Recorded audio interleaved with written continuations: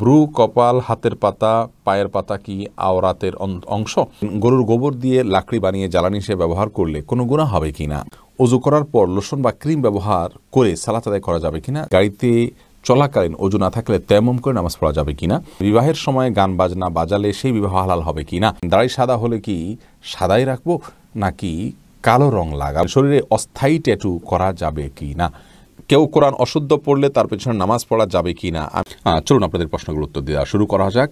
আরশাদ আলী রিপন জানতে চেয়েছেন, দাড়ি সাদা হলে কি সাদাই রাখবো নাকি কালো রং লাগাবো? ভাই আরশাদ, দাড়ি সাদা হয়ে গেলে সেটাকে কালো না করে অন্য কোনো কালারে আপনি ওটাকে রঙিন করবেন। বিশেষ করে মেহেদির কালার রঙিন করা হলো উত্তম।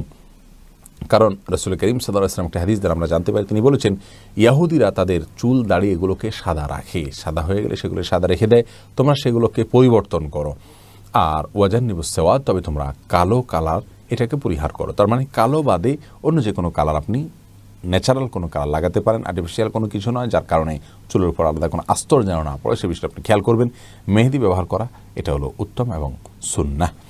আরিফুল ইসলাম জানতে চেয়েছেন, শরীরে অস্থায়ী ট্যাটু করা যাবে কি না?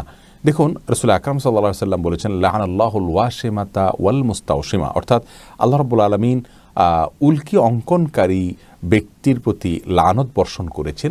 যে ব্যক্তি নিজের শরীরে অন্য কাউকে দিয়ে উল্কি এঁকে দেয় তার প্রতি লানত বর্ষণ করেছেন, এবং যে কারো শরীরে এঁকে দেয় উভয়ের প্রতি, অর্থাৎ যার শরীরে আঁকা এবং যে এঁকে দেয় উভয়ের প্রতি নবী সাল্লাল্লাহু আলাইহি ওয়াসাল্লামের লানত বর্ষিত হয়। অতএব উল্কি অঙ্কন করা, আপনার ট্যাটু অঙ্কন করা, এগুলো ইসলাম শরীয়তের দৃষ্টিকোণ থেকে জায়েজ নয়। যদি স্থায়ীভাবে করেন সেটি তো আরও ডাবল গুনাহ, কারণ ওযু, সালাত, তাহারাত, পবিত্রতা, গোসল এগুলো বিশুদ্ধ হবে না স্থায়ীভাবে যদি ট্যাটু লাগাই দেওয়া হয়। যদি অস্থায়ীভাবে লাগান তাহলে যতক্ষণ লাগালেন ততক্ষণ জন্য এটি অপরাধ হলো। হ্যাঁ, বাচ্চারা যেটা করে থাকে নিছক আপনার কোনো স্টিকার লাগিয়ে আনন্দ করে কিছুক্ষণ পরে মুছে ফেলে, এটি ভিন্ন কথা, এটি জায়েজ হতে পারে ইনশাআল্লাহু বিইذনিল্লাহ। ফয়সাল আহমদ জানতে চেয়েছেন, বিবাহের সময় গান বাজনা বাজালে সেই বিবাহ হালাল হবে কি না?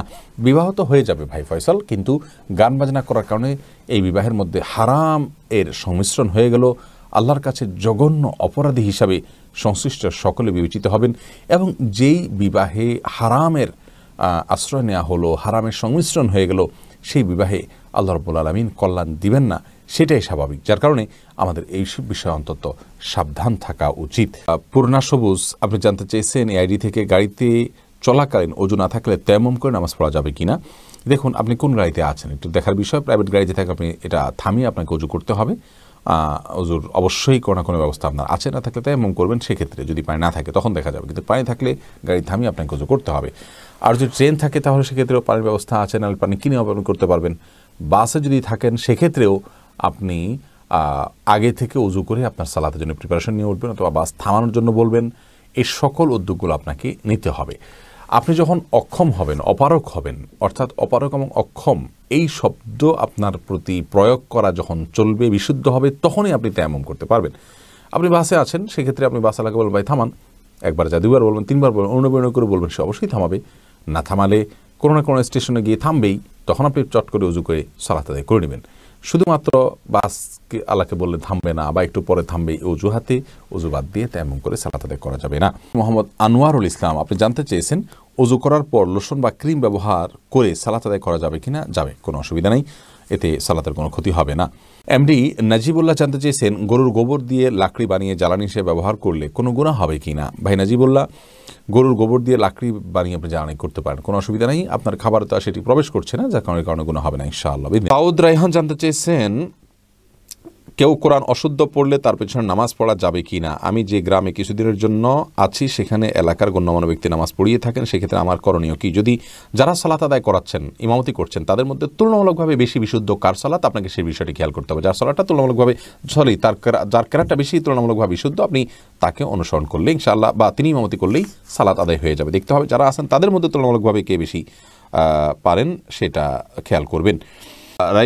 রিফাত খাতুন জানতে চেয়েছেন, প্রেগনেন্সি অবস্থায় ফরজ নামাজ পড়ে বসা যাবে কি না, বসে পড়া যাবে কি না? যদি এমন হয় যে প্রেগনেন্সির অবস্থাটা এরকম যে তিনি রুকু সিজদা করতে গেলে পড়ে যাবেন বা অসুবিধার মধ্যে পড়ে যেতে পারেন, তাহলে সেক্ষেত্রে তিনি অবশ্যই বসে সালাত আদায় করতে পারবেন। ফারহান মেহজাবিন আপনি জানতে চেয়েছেন, ব্রু, কপাল, হাতের পাতা, পায়ের পাতা কি আওরাতের অংশ? দেখুন ভ্রু কপাল এগুলো তো ঢাকতে হবে আমাদের, যেহেতু আল্লাহ বলেছেন মেয়েদেরকে দিন আলাইহিন্না মিন জালাবিবিহিন্না, তারা যেন মাথার কাপড়কে টেনে দেয়, তার মানে কপাল ঢাকতে হবে। আর হাতের পাতা, পায়ের পাতা এগুলো সতর নয়, তবে ফিতনার এই যুগে সেগুলো ঢেকে রাখা ভালো, যেহেতু এগুলো দেখেও মানুষ বাজে চিন্তা করার স্কোপ আছে।